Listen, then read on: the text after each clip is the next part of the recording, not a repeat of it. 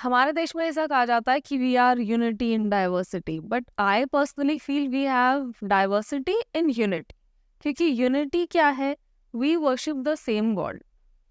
चाहे श्री कृष्ण हो, उनकी आप अलग अलग तरह से पूजा कर सकते हो, लेकिन पूजा आप श्री कृष्ण की कर रहे हो। चाहे श्री राम हो, उनको आप अलग अलग नाम से बुला सकते हो, लेकिन ऊपर से नीचे तक सब श्री राम की ही पूजा कर रहे हैं। बिल्कुल। So you have a lot of knowledge about the culture of certain places, certain areas. Places नहीं बोलूंगी, एरियाज पूरे पूरे हैं हमारे तो। Brajmandal, then Kurukshetra, then Bengal, Orissa. If you can share with us कि इन सब जगहों के कल्चर्स में सिमिलैरिटीज क्या है? डिफरेंसेस तो बहुत लोग हैं बोलने वाले, बट सिमिलैरिटीज क्या मिलती है? देखिए, सिमिलैरिटी से पहले मैं बताना चाहूँगा ऐतिहासिक रूप से उसका जो कनेक्शन है वो समझना पहले सबसे ज़्यादा ज़रूरी है। क्योंकि जो आज का कल्चर हमें देखने को मिलता है, जो उत्सव पालन होते हैं, जो घर गृहस्थी में रूल्स रेगुलेशंस होते हैं, वो कई सारे कहीं ना कहीं इतिहास से जुड़ा हुआ है। चाहे वो पौराणिक टाइम से हो, चाहे वो मिडीवल टाइम से हो। करेक्ट। तो पहले शुरू करते हैं, हम लोगों ने ऋग्वेदा की बात कर रहे थे। राइट। ठीक है, ऋग्वेद में मैंने बताया पुरुष सूक्ता का। ऋग्वेद का एरिया कहाँ है? वो है पूरा हरियाणा का एरिया। कुरुक्षेत्र, करनाल, जिंद, सोनीपत, पानीपत, ये एरिया। ओके। क्योंकि सरस्वती नदी यहीं से जा रहा था। सरस्वती, दृशावती, अपाया, बैतरणी, ये सब कम से कम पुराणों में जो मिलता है। राइट। दूसरा, इनका जो पुरुषोत्तम के बारे में बताया हमने। पुरुषोत्तम कहाँ बैठे? जगन्नाथपुरी में। तो एक लिंकेज यहाँ बैठ गया, ऋग्वेद से इनका ये बैठ गया।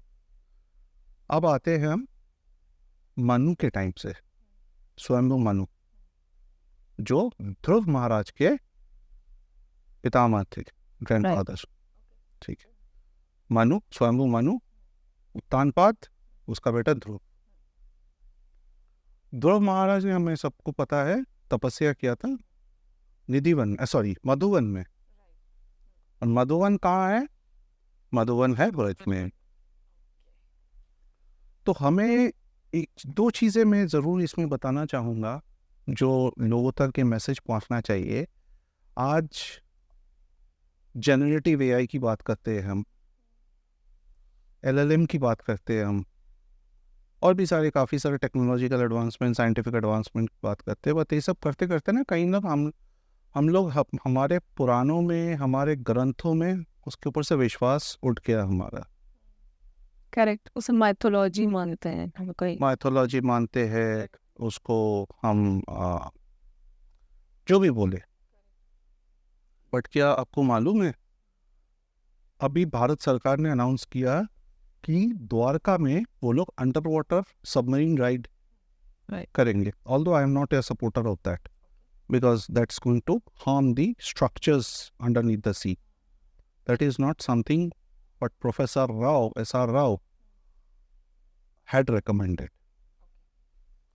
खैर, जो भी है, but going back to 1980s, जब द्वारका का एक्सकेवेशन हो रहा था, यह स्टार्ट हुआ, प्रोफेसर राव जिन्होंने मरीन आर्कियोलॉजी का स्टार्ट किया under national institute of oceanography Goa,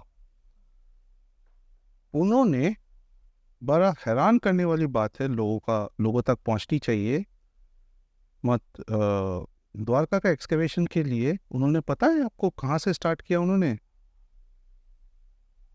Mahabharat और हरिवंश पुराण से। हरिवंश पुराण महाभारत का टीका है, या अपेंडिक्स बोल सकते हैं उसको। क्यों वो वेदव्यास, कृष्ण द्वैपायन वेदव्यास ने लिखा था? क्योंकि महाभारत में जो देव के पुत्र कृष्ण को हम देखते हैं, वो उसमें राजा कृष्ण है, द्वारिकाधीश के रूप में देखते हैं। राइट, द्वारिकाधीश के रूप में देखते हैं। लेकिन जो हरिवंश पुराण है, वहाँ से वो अपनी जन्म से वहाँ का उनका पूरा जो मैपिंग है दिखाया गया है। And Harivansh Purana primarily focuses on the Vrishni clan and mainly on the Vrishni clan, because Devakiputra Krishna वृष्णीय थे, वृष्णि यादव थे। यादवस के नीचे काफ़ी सारे सब ग्रुप्स थे, क्लैंस बोलते हैं, सब ग्रुप्स बोलते हैं, जैसे जैसे जो बोले। एक था वृष्णि और दूसरा था Andhakas. These two were the main clans. तो महाभारत का युद्ध में अगर देवकी पुत्र कृष्ण वृष्णि थे, बलराम वृष्णि थे, तो सात्यकी था अंधकास, कृतवर्मा था अंधका। तो इतना डिस्टिंग्विशन डिफरेंशिएशन हमें पता नहीं है, तो इसलिए मैं थोड़ा सा बोला। तो जो पूरा उनका रिपोर्ट है, द्वारका का रिपोर्ट है, उस रिपोर्ट में जो आखिरी में प्रोफेसर राव कंक्लूड करते हैं, तो उसमें बोलते हैं only the tag of Krishna's Dwarka is missing. जो कॉइन्स उनको मिला है, जो बाउंड्री वॉल उनको मिला है, जो एंकर्स उनको मिला है, जो पैलेसेस का रिमेन्स उनको मिला है, everything matches with Mahabharata and Harivansh Puran. Harivansh Puran में विष्णु पर्व है जहाँ पे द्वारिका का डिस्क्रिप्शन किया जाता है, एंड महाभारत में मेरे ख्याल से सभा पर्व है जहाँ पे द्वारिका का डिस्क्रिप्शन मिलता है। वहाँ का डिस्क्रिप्शन के साथ जो बाउंड्री, द्वारका मीन्स क्या है, the world city, and as per those texts it was created from reclaimed land which is known as Kushasthali. तो उनको एक्सकेवेशन के दौरान उसका भी आर्कियोलॉजिकल एविडेंस मिला। So that means, and today the latest जो कार्बन डेटिंग बोलते हैं, C14 टेक्निक उसको यूज करते हैं, ऐसा ही नहीं किया है जिसमें द्वारका का डेटिंग आ रहा है 9000 साल पुराना। तो क्या ये बात जो महाभारत में है और हरिवंश पुराण में उसके साथ नहीं मिलता? क्योंकि वो बनाया गया था रिक्लेम्ड लैंड से, कुशस्थली से, और वहां पे और भी एक यादव राजा राज करते थे उससे पहले। अच्छा, द्वारका इज ऑल्सो अ की port city in the Harappan times. और पोर्ट्स भी मिला है, उनका एंकर्स भी मिला है, rock anchors, huge rock anchors, huge. I've seen it nice. These things are on display at the National Institute of Oceanography, Goa. Anybody can go and see. तो Harappan culture भी जुड़ गया यहाँ द्वारका से। अब द्वारका का लिंकेज कहाँ से बैठता है? महाभारत से मिलता है, मथुरा से बैठता है, ब्रजमंडल से बैठता है। ब्रजमंडल का और एक नाम है वराह पुराण के मुताबिक मथुरा मंडल। मथुरा मंडल हम लोग इसलिए यूज करेंगे क्योंकि स्वयंभू मनु जब मनुस्मृति लिख रहे हैं उसमें मथुरा का बहुत डिटेल डिस्क्रिप्शन देते हैं, बिकॉज मथुरा जो था उत्तरापथ का एक बहुत अहम एक नगरी हुआ करता था उस टाइम का ट्रेडिंग के लिए। And Yamuna was used extensively as a maritime trade, inland waterways. The usage of inland waterways in those era or even till 17th century was extensive, or 18th century, extensive. We cannot even think of it. आप जब मैं बंगाल के ऊपर research करता हूँ, when the Mughal Subedars, particularly Raja Man Singh of Jaipur, and then followed by Islam Khan, the second Subedar after Man Singh, when they captured Bengal, they fought huge battles with the local zamindars who are known as Baroviyas. तो उनके साथ पठान भी मिले हुए थे, उनके साथ Arakanese भी मिले हुए थे और पुर्तगीज भी मिले हुए थे। लेकिन इनको हराया कैसे? It was not a land battle, it was not an infantry battle or a cavalry battle. It was a navy battle which is not discussed in the mainstream narrative of India. Huge gunboat battles. उसको बोलते थे gun boats, और उनमें हर तरीके का gun boats होता था।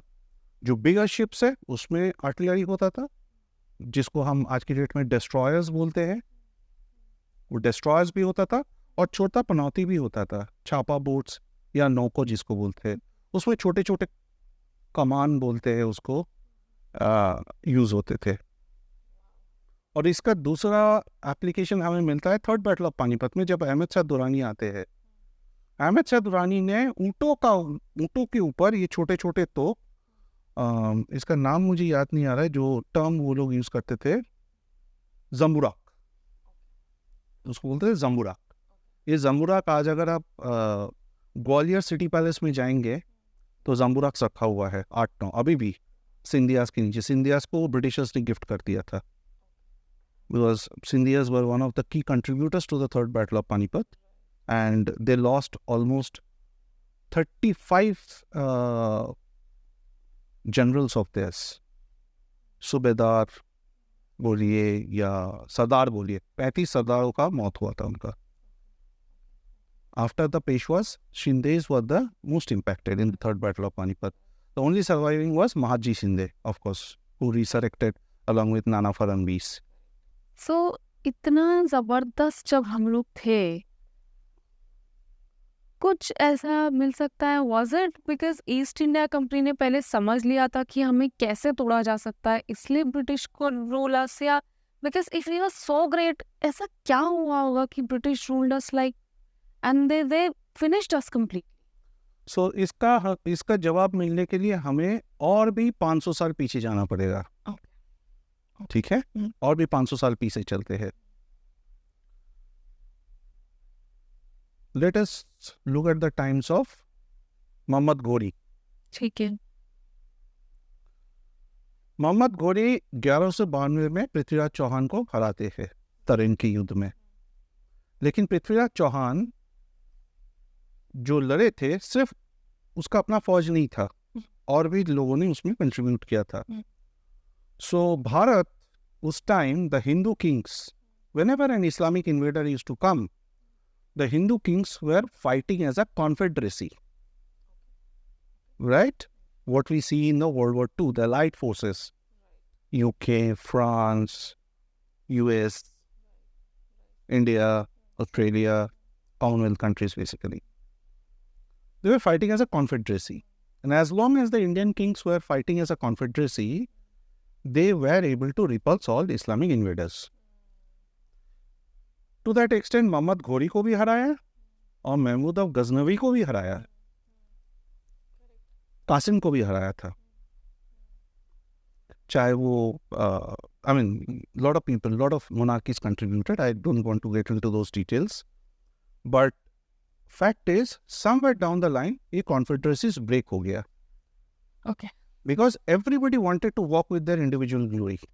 These kings.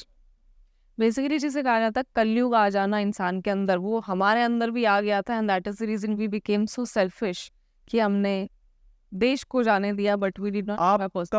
आपका क्लासिक एग्जाम्पल में नियरेस्ट आपने जो टाइम फ्रेम बताया ब्रिटिशर्स का, उसमें दो एग्जाम्पल मैं आपको देता हूँ, classic examples. Third battle of Panipat, which would have changed the history of Bharat. Correct. अगर मराठा उस दिन जीत जाते तो ब्रिटिश शायद अंदर ही नहीं आ पाते। शायद मैं इसलिए बोल रहा हूँ, उसका मैं बाद में आता हूँ क्यों शायद बोल रहा हूँ। मराठा अकेले लड़े, ना सिख आया, ना जाट आया, ना कोई और आया। हाँ, उनके बीच रिफ्ट था, डिप्लोमेसी में फॉल्ट लाइन था, काफ़ी कुछ रीजंस था, हिस्टोरिकल रीजंस था। But fact is, if they were able to as a unit, if they were able to sit down and थोड़ा सा कहीं कोई कॉम्प्रोमाइज करके उसको मान के आगे चल देते, तो अहमद शाह अब्दाली के लिए पॉसिबल नहीं था युद्ध जीतना। In fact third battle of Panipat जिस तरीके से शुरू हुआ था, उसमें अब्दाली का जीतने का चांसेस नहीं था। वो एक अनफॉर्चुनेट इंसिडेंट हुआ जहाँ विश्वास राव को गोली लग गया, वो गिर गए। सदाशिव राव भाव भी उनको बचाने के लिए गया तो वो भी पकड़े गए, and the moral of the forces broke, and there were other reasons also. The generals did not cooperate with each other. The Maratha sardars, जो इब्राहिम खान गार्डी का तोप खाना था, उसको जो प्रोटेक्ट करने का था, उनको छोड़ के ये लोग आगे निकल गए। The Gardis were exposed, so there were a lot of reasons. And let me tell you, the Marathas fought with empty stomach, and their camp was devastated by famine when they went into war. और वो भी 14 जनवरी का कड़क ठंड में north India का। Okay. So hats off to them. Hats off to them. लोग बोलते हैं बंगाल और उड़ीसा में मराठा इन्वेजन हुआ था, लूटमार हुआ था, काफ़ी अत्याचार हुआ, मराठा उसको काफ़ी डिफेंड किया जाता है। हाँ, लूटमार हुआ था, लूट तराज हुआ था। वो इसलिए हुआ था क्योंकि पिंडारीज थे, मराठा कैवलरी में 4 कैटेगरी के डिविजन्स हुआ करते थे. The first one was the Huzuriyat cavalry, जो पेशवा के साथ रहते थे, उनका बॉडीगार्ड की तरह. That was the cream, the elite force, जैसे हमारे NSG है, something like that. And the last category was the Pindaris, who were contractual people, and they had everybody there, everybody. उसमें अफगान भी होता था. और इनका जो कॉम्पेंसेशन सिस्टम था, they were not on the rolls. जो लूट मार होगा उससे जो वैल्यूएबल्स निकलेगा उसका शेयर होगा. सो ऑब्वियसली लूट मार हुआ. राइट. लेकिन आप मुझे एक बात बताइए, जो कम्युनिटी पूरी भारत का मंदिरों के लिए इतना योगदान रखा है, क्या वो एक कृष्ण मंदिर तोड़ने जाएंगे? नहीं. उन्होंने दुर्गा पूजा स्टार्ट किया था उधर. भास्कर पंडित जो उनका जनरल था, रघुजी भोसले का राइट हैंड मैन, उन्होंने दुर्गा पूजा स्टार्ट किया था काटवा बोल के एक एरिया में बंगाल में. वो आज भी पालन होता है. लोगों को मालूम ही नहीं है ये चीज़. बंगाल में भी लोगों को मालूम नहीं है कि वो मराठास ने एक्चुअली चालू. जी बिल्कुल. और जिस बार इन्होंने ये पूजा स्टार्ट किया, उसी दिन संधि पूजा के टाइम पे नवाब अलीवर्दी खान का फौज ने इनके ऊपर हमला बोल दिया, तो इनको पीछे भागना पड़ा बचाने के लिए. लोग ये नहीं बात करते कि मराठाओं का 21 सरदारों को बेरहमी से पीसेस बना दिया गया था नवाब अलीवर्दी खान की तरह. वो भी धोखे से. उनके साथ ट्रीटी साइन करने के लिए उनको बुलाया गया, जिसमें भास्कर पंडित भी थे और उनके साथ बाकी और 20 सरदार थे, मराठा सरदार. और उसका डिस्क्रिप्शन मिलता है, जैसे ही वो अपने टेंट के अंदर आए, अलीवर्दी के टेंट के अंदर आए, चारों तरफ से अलीवर्दी के काट के they were hacked to pieces. That is the description which is still available. They were hacked to pieces. 21 Maratha generals. I think I am proud कि एटलीस्ट मराठास तो थे जिन्होंने इतना संघर्ष किया. बट इसका दूसरा पहलू भी है अदिति जी. मराठास के बीच में भी history should be read as it is. It should be read as it is. उसमें हर मोनार्की में, मैं बोलता हूँ, हर मोनार्की में प्लस भी है माइनस भी है. हर मोनार्की में प्लस भी है माइनस भी है. तो वहाँ पे भी राघोबा थे हमारे मराठाओं के बीच में, जिन्होंने नारायण राव का हत्या करवा दिया. तो खैर these are I don't want to digress. But Jagannathpuri में जब हम आते हैं, रथ यात्रा, राइट, रथ यात्रा में क्या होता है? रथ यात्रा में जगन्नाथ महाप्रभु भाई बहनों के साथ निकल के गुंडीचा मंदिर में जाते हैं.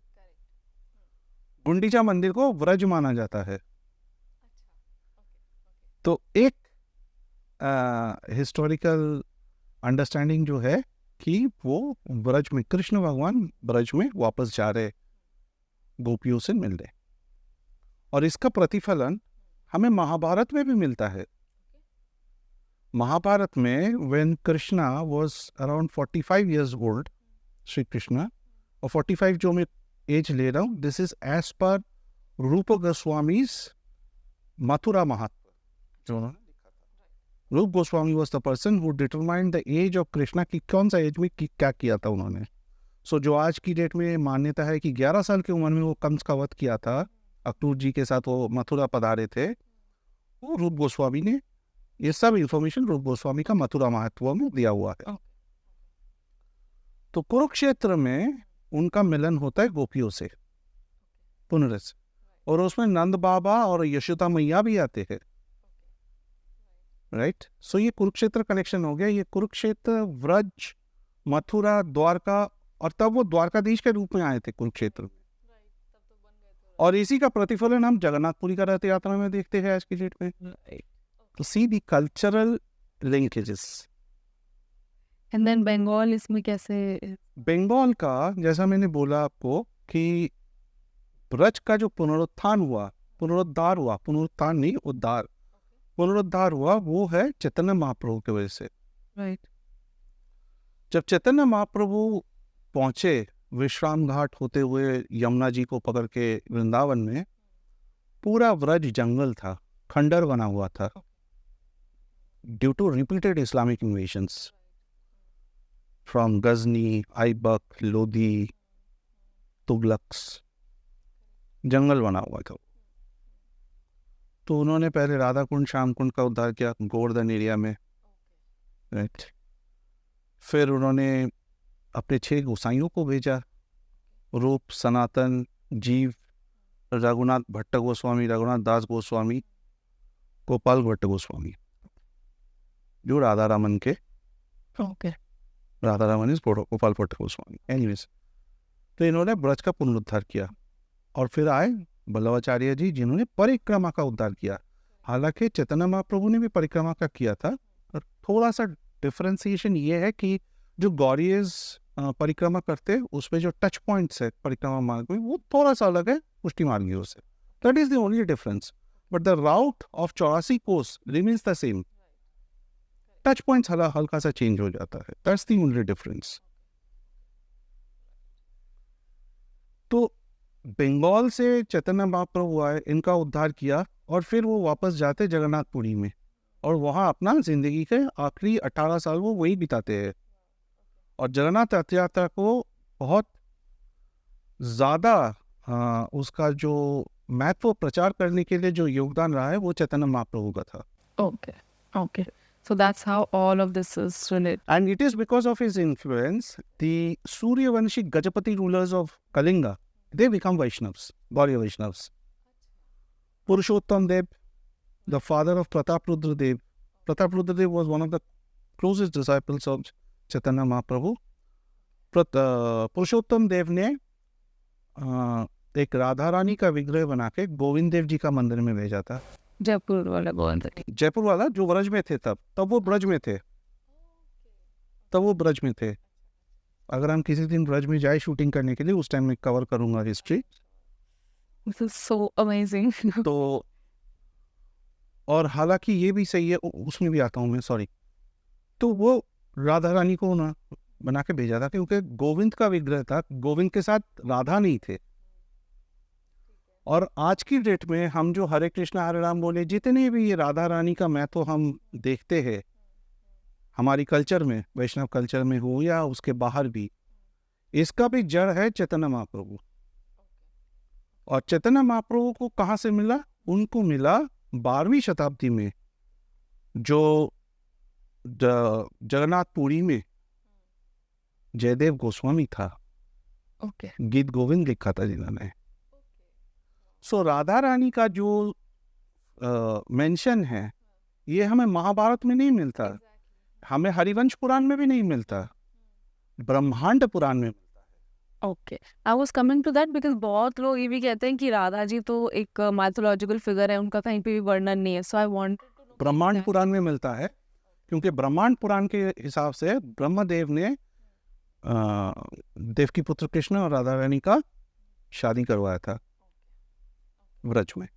वो बैठे हैं जगन्नाथपुरी में, अपना Jayadev Goswami Kenduli, in the village called केंदुली।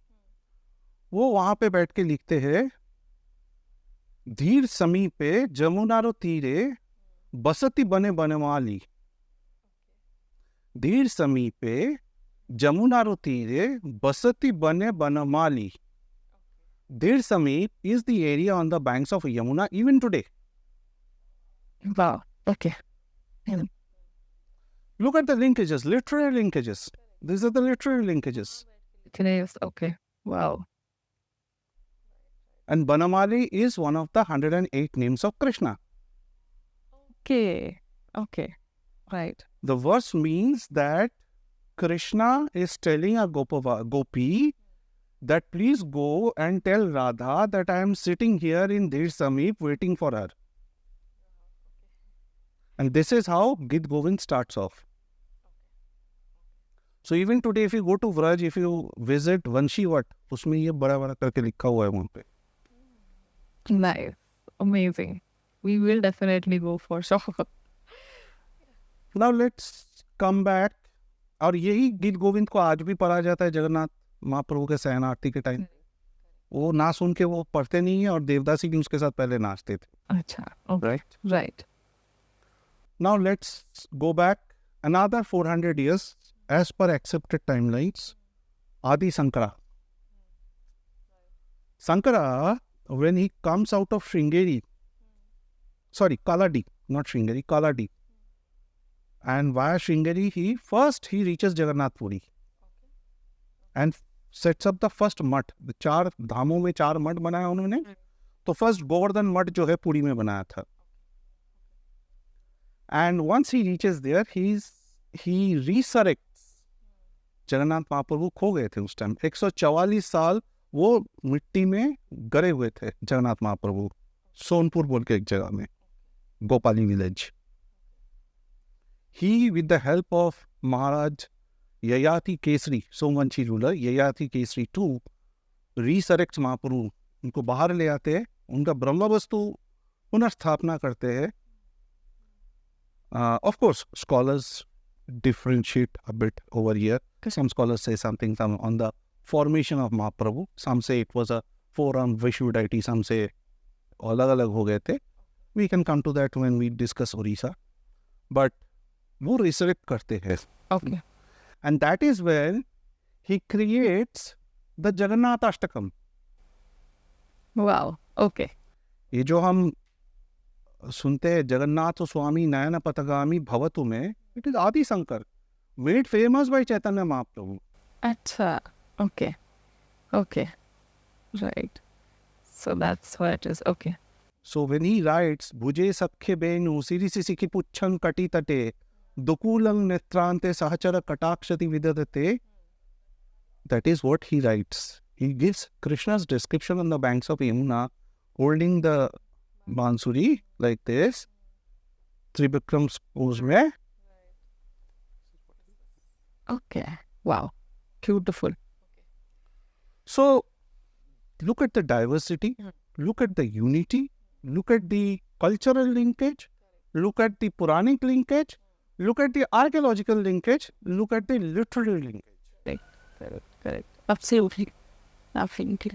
Okay. So any more similarities that you see in the culture of these places? Bengal is typically known as the seat of Shakti, Right. Shakti worship, right? And so even Orissa. People know today Orissa as Jagannath. But Jagannath Mahaprabhu became the state deity much later, let's say in the early medieval period. Okay. But parallelly and prior to that also, Shaiva and Shakta was also there. Correct. And Shaiva and Shakta form of worship was also there in South and North. Correct. So when Adi Shankara, in his later years, he realized that सिर्फ वेद, उपनिषद ये सब लिखने से, बोलने से, सिखाने से नहीं होगा, क्योंकि सबसे ज़्यादा जरूरी जो है आम आदमी के लिए वो है भक्ति. Because when knowledge matures, it becomes bhakti. So what Adi Shankara did was to write a few hymns, and which obviously became bhajans in the later years, to instill bhakti in the hearts of men and women. So Jagannath Ashtakam, which I shared with you, was an effort on those lines. Okay. Similarly, Mahisasur Mardini, Aigiri Nandini, is also of that line.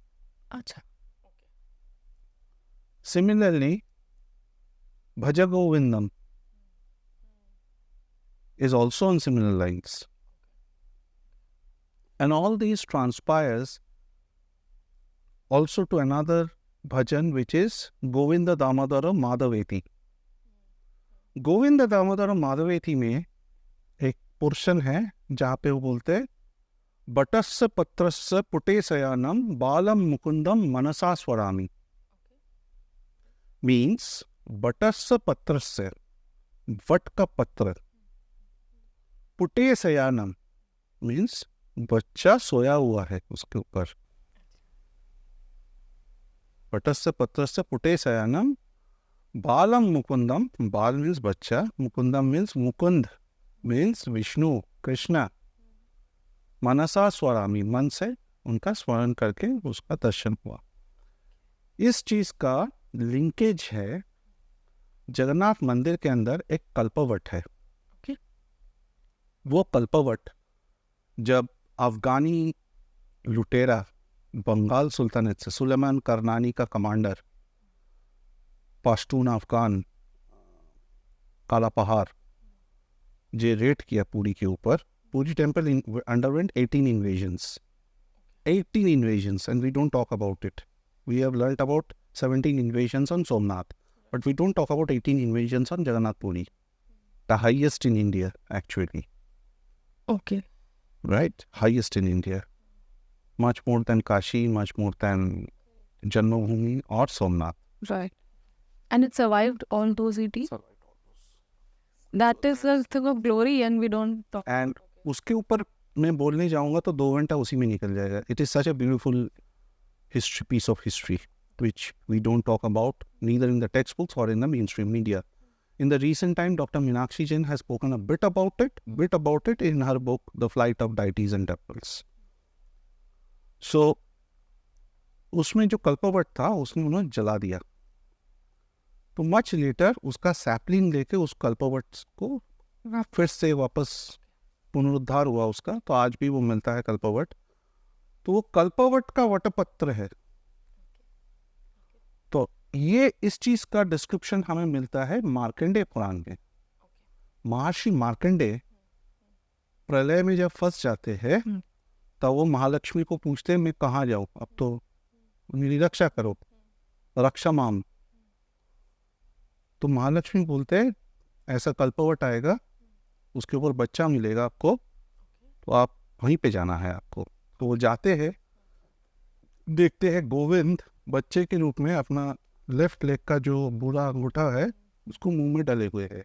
तो आज जो ये कल्पवट है जगन्नाथ मंदिर के अंदर, वैसा ही विग्रह और ब्लैक क्लोराइड स्टोन, बहुत पुराना विग्रह है. बस आप उसमें जाएंगे ना, सैलिनिटी के, समुंदर के सैलिनिटी के लिए उसमें दाना दाना हो गया है, इतना पुराना विग्रह है वो. I think that should be around 12th और 13th century वो विग्रह है, इफ नॉट मोर. तो विग्रह मिलता है, कल्पवट भी मिलता है, मार्कंडेय पुराण का डिस्क्रिप्शन भी मिलता है. तो सारे चीज का कैसे देखिए आपका बिल्ट हेरिटेज पर्सपेक्टिव से ये पुरानी इतिहास और ये मिल जाते हैं. और इसीलिए मैंने द्वारका का एग्जाम्पल भी दिया था. ऐसा ही एग्जाम्पल आपको मिलता है डॉक्टर बीबी लाल के मेमोइर्स में. डॉक्टर बीबी लाल जब हस्तिनापुर, वर्णावृत, द्रौपदी टीला ये सब खनन करते, वो भी महाभारत को रेफर किए थे उन्होंने और उनसे लीड लिया था. In a similar incidents, Bibi Lal as well as K.K. Muhammad Saab also referred Skanda Puran and the Sthala Puran of Ayodhya when they were doing the diggings in Ayodhya. Okay. And that is there in the public domain. It's nothing I am, it's not a figment of imagination. They have themselves discussed that. And जब court case हुआ था, जब court में हम लोग जीते थे राम जन्मभूमि तक, यही हमें हेल्प किया था. These references. Yeah. So, matlab, exactly, this all comes like a cultural, It's a rich tapestry of religious scriptures, archaeology, temple architecture, marine archaeology, oceanography, numismatics, epigraphy, सब कुछ मिला के. बिकॉज कल्चरल हेरिटेज का जो छतरी है उसमें टैंजिबल भी है, इंटैंजिबल भी है. टैंजिबल में ये सारा चीज़ आ जाएगा, इंटैंजिबल में आपका स्किन सेट, फोकलोस, किसी फेस्टिवल, ये सब आ जाएगा. फिर नेचुरल हेरिटेज भी आता है. तो इन सारे चीज़ों में जो हमने व्रज का डिस्कशन किया, बंगाल का डिस्कशन किया, उड़ीसा का डिस्कशन किया, कुरुक्षेत्र, सब में नेचुरल हेरिटेज भी इन्वॉल्व है इसमें. नेचर के बीच में हुआ है सब, किसी कुंड के सामने, किसी पौधों के पेड़ों के नीचे, but the Kalpavat itself is a natural heritage, right. तो ये सारे जुड़े हुए हैं. It all comes under the bigger umbrella of cultural heritage, as simple as that. बहुत सारी इन्फॉर्मेशन, बहुत सारी नॉलेज आपने दी है. क्विकली एक छोटी सी चीज़ और जानना चाहूँगी. मैन्युस्क्रिप्ट्स का भी बहुत आपको नॉलेज है. सो रियल जो ओरिजिनल मैन्युस्क्रिप्ट्स थे हमारे, क्या वो आज भी हैं कुछ? जी, आपका हिंदुस्तान में 2-3 बॉडीज है जो ओरिजिनल मैन्युस्क्रिप्ट्स को होल्ड करते थे. Okay. First is obviously the national museums, basically, they have a epigraphy section, जहाँ पे एपिग्राफिक गैलरी, जहाँ पे आप मैन्युस्क्रिप्ट्स, ओरिजिनल मैन्युस्क्रिप्ट्स मेंटेन होता है, कंजर्वेशन होता है, प्रिजर्वेशन होता है, डिजिटाइजेशन होता है। इसके बाद IGNC है, इंटैग भी काफ़ी कुछ काम करता है। नेशनल मैन्युस्क्रिप्ट्स मिशन है जो इसमें बहुत ज़्यादा मायने रखता है, and to some extent National Gallery of Modern Art भी करता है। ओके, सो ये तो प्रॉपर ऑर्गेनाइजेशंस हो गए। डू यू थिंक कि बहुत जगहों पे जो हमें पता ही नहीं है, लोगों के पास है? जी बिल्कुल, मैं जैसे पूरी हिंदुस्तान में जब घूमता हूँ 2 चीज़ें ज़रूर मिलता है।